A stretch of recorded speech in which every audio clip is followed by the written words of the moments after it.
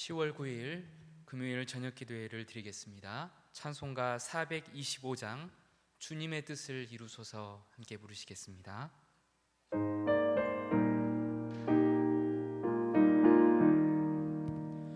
주님의 뜻을 이루소서. 고요한 중에 기다리니 진흙과 같은 날 빚으사 주님의 형상 만드소서. 주님의 뜻을 이루소서. 주님 발 앞에 엎드리니 나의 맘속을 살피시사 눈보다 희게 하옵소서. 주님의 뜻을 이루소서. 병들어 몸이 피곤할 때 권능의 손을 내게 펴서 강건케 하여 주옵소서. 주님의 뜻을 이루소서. 온전히 나를 주장하사 주님과 함께 동행함을 만민이 알게 하옵소서.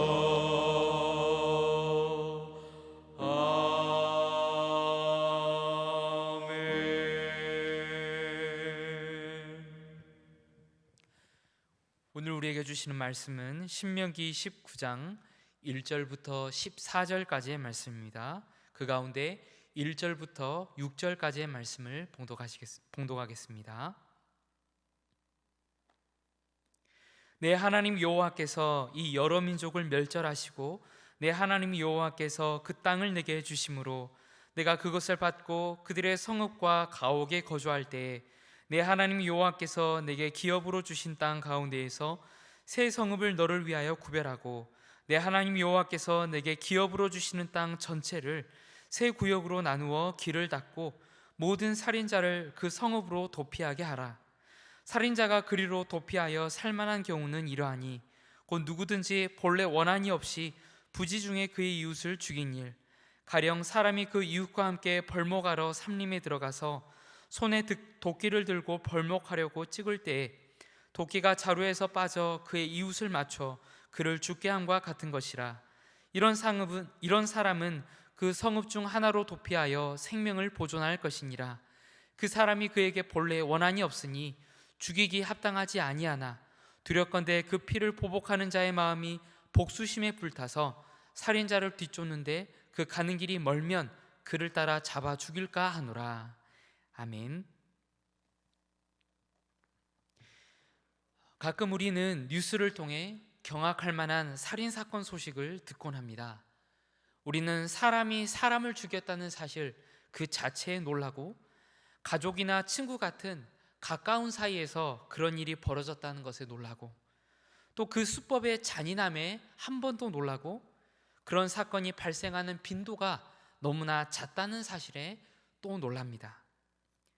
살인은 인간이 범할 수 있는 죄 중에 가장 심각하고 위중한 죄 중 하나일 것입니다. 하나님 앞에서 심각하지 않은 죄가 뭐가 있겠습니까마는 굳이 죄의 경중을 따지자면 살인만큼 중대한 죄도 별로 없을 것입니다. 창세기 9장 6절은 우리가 살인하지 말아야 할 이유에 대하여 다음과 같이 말씀합니다. 다른 사람의 피를 흘리면 그 사람의 피도 흘릴 것이니 이는 하나님이 자기 형상대로 사람을 지으셨음이니라. 모든 생명은 하나님이 지으신 것입니다. 특히 그 중에서도 사람은 하나님의 형상을 닮은 존재로 지음받았습니다. 때문에 사람의 생명을 해치는 것은 하나님의 권위에 대한 중대한 도전이 됩니다. 다시 말해 살인은 사람에 대한 죄일 뿐만 아니라 하나님에 대한 죄인 것입니다. 그래서 하나님은 율법에 이르기를 살인한 자는 반드시 사형에 처하게 하라고 말씀하셨습니다. 다른 사람의 피를 흘린 자는 그 자신의 피도 흘려야 한다는 것입니다. 그러나 하나님께서 모든 살인한 자에 대하여 이렇게 처리하라고 말씀하신 것은 아닙니다. 하나님은 예외적인 경우를 고려하십니다. 그 예외적인 경우란 바로 고의적인 의도가 전혀 없었는데도 실수로 사람을 죽인 경우입니다. 오늘 본문 4절의 표현에 따르면 본래 원한이 없이 부지 중에 그의 이웃을 죽인 경우입니다. 예를 들면 도끼를 들고 벌목하려고 찍을 때 도끼가 자루에서 빠져나와 옆에 있는 사람을 맞춰 죽게 하는 것과 같은 일입니다. 이러한 경우에 그는 피해 복수를 당할 위험에 처하게 됩니다. 고의적으로 살인을 저지른 것이 아니라 하여도 어쨌든 피해자의 친족들은 그의 억울한 죽음에 분노할 수밖에 없겠지요. 그리고 그런 분노를 주체하지 못한 자들이 복수를 감행할 가능성이 충분히 있는 것입니다. 만약 이런 일이 벌어진다면 살인이 또 다른 살인을 초래하는 악순환이 반복될 것입니다. 그리고 억울한 피해자들이 많이 생겨나게 될 것입니다. 하나님께서는 이런 일을 방지하기 위한 제도를 마련하셨는데 그것이 바로 도피성 제도입니다. 부지 중에 살인한 자가 속히 도피성으로 피하면 그의 생명을 보호받을 수 있도록 하신 것입니다. 하나님께서는 이스라엘 성들 가운데 6개의 성을 택하여 도피성을 만들도록 하셨습니다. 그 중에 3개는 요단강 동편에, 나머지 3개는 요단강 서편에 두도록 하셨습니다. 도피성이 이렇게 여러 곳에 지어진 이유는 부지 중에 살인한 자가 어느 지역에 있더라도 가능한 한 빨리 최단 거리에 있는 도피성으로 피할 수 있도록 하려는 것이었습니다. 일단 살인자가 도피성으로 피하게 되면 그는 생명의 위협으로부터 보호받은 상태에서 공정한 재판을 받을 수가 있었습니다. 살인이 고의적으로 일어났는지 아니면 우발적인 실수였는지를 판단하는 법적인 절차를 밟게 되는 것이지요. 재판을 거친 결과 고의적인 살인으로 판명이 나면 그가 일단 도피성으로 피하였다 하더라도 죽음의 형벌을 면할 수 없었습니다. 하지만 우발적인 실수로 인한 사고였다고 판정이 나면 그는 생명을 보존한 채 도피성에서 계속 살아갈 수 있었습니다. 이것을 볼 때 도피성의 기능은 더욱 뚜렷이 이해가 됩니다. 도피성은 살인한 자가 무조건 생명을 보존할 수 있는 곳이 아니고 피해 복수를 피하면서 공정한 재판의 기회를 얻을 수 있는 곳입니다. 우리는 이 도피성의 규례를 보면서 하나님이 얼마나 공의로운 분이신가 하는 것을 깨닫게 됩니다. 의로우신 하나님은 그의 완전하고 의로운 계명과 규례로서 의인과 죄인을 구분하십니다. 단 한 치의 오차도 없이 정확하게 죄의 책임 소지를 가려내십니다. 그러고는 의인에 대해서는 상급으로, 죄인에 대해서는 형벌로 갚으시는 것입니다. 우리 주 하나님의 심판은 지극히 의롭고 완전하므로 그 어느 누구도 함부로 토를 달거나 항변할 수가 없습니다. 하지만 여기서 드러나는 것은 우리 하나님의 공의로운 성품만이 아닙니다. 동시에 우리는 하나님의 인자하심도 보게 됩니다.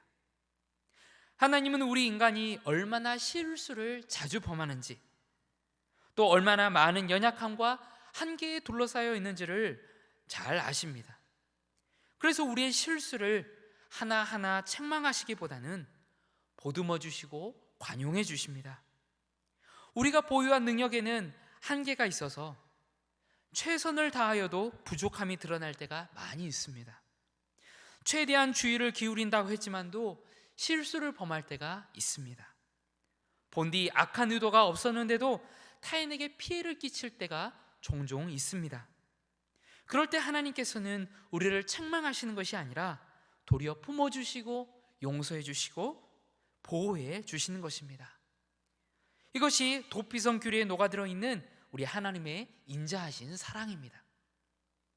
사랑하는 성도 여러분, 이 밤에 하나님의 완전한 공의와 인자하신 사랑을 깊이 묵상하면서 기도하는 시간을 가져보지 않으시겠습니까? 죄의 유무를 정확히 가려내시고 의인과 악인의 행위를 저울에 달아보시며 정확히 판단하시는 하나님, 그러면서도 우리의 한계와 실수를 이해하시고 관용하시며 사랑으로 보호해 주시는 하나님, 이 거룩하신 하나님의 성품을 묵상하며 찬미함으로 주님께 나아가는 시간을 꼭 가지실 수 있기를 바랍니다. 더불어 우리가 힘써 순종해야 될 부분도 생각할 수 있어야 하겠습니다. 하나님은 우리를 긍휼히 여기시고 부지 중에 범한 실수를 관용해 주십니다. 그렇다면 우리도 주님께서 나를 대하는 방식으로 다른 사람을 대해야 하지 않겠습니까? 다른 사람들의 실수에 너그러운 마음으로 반응하고 다른 사람들의 능력적인 한계를 긍휼히 여기며 허물을 덮어주는 사랑을 보여야 하겠습니다. 이런 너그러운 사랑을 행하는 자가 되기를 소원하며 간구하실 수 있기를 바랍니다. 마지막으로 우리가 도피성 제도에 관하여 생각할 때 절대로 놓쳐서는 안 될 중요한 진리가 한 가지 있습니다. 그것은 바로 우리 주 예수 그리스도가 죄인들을 위한 참된 도피성이 되신다는 사실입니다. 그렇습니다. 이 도피성 제도는 예수 그리스도를 가리키는 예표요 모형이라고 볼 수 있겠습니다. 도피성으로 피한 자가 자신의 목숨을 노리는 자들로부터 보호받고 그 생명을 보존할 수 있는 것처럼 우리 주 예수 그리스도를 죄인들이 바라고 의지할 수 있는 유일한 구주이심을 알고 믿는 자들은 영원한 생명을 얻게 되는 것입니다. 사실 예수님은 도피성보다 훨씬 더 능력이 뛰어나며 탁월한 피난처입니다. 도피성은 겨우 부지 중에 살인한 자들의 생명만 보호해 줄 수 있었지만 우리 주 예수님은 우리의 모든 더럽고 추악한 죄들을 다 담당하시고 용서해 주시며 우리를 깨끗게 하시기 때문입니다.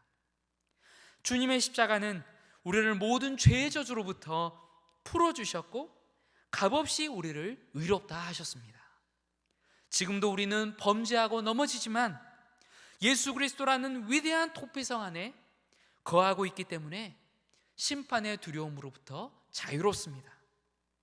이러한 은혜와 사랑을 베푸신 주님께 감사하며 그 사랑에 보답하는 삶을 살아가는 우리 모두가 되기를 간절히 바라고 소망합니다.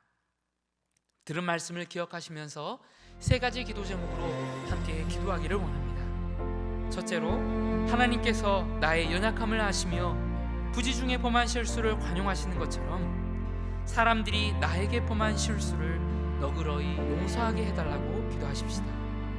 두 번째로, 도피성 되시는 예수님의 긍휼과 은혜를 풍성히 누리고 복음을 전하는 삶을 살게 해달라고 기도합시다. 마지막으로, 코로나19 감염 사태가 속히 종식되게 하시고 주님의 성도들을 각종 위험과 재난으로부터 보호해 달라고 기도하시겠습니다. 이러한 기도 제목들 가지고 다 함께 기도하시겠습니다.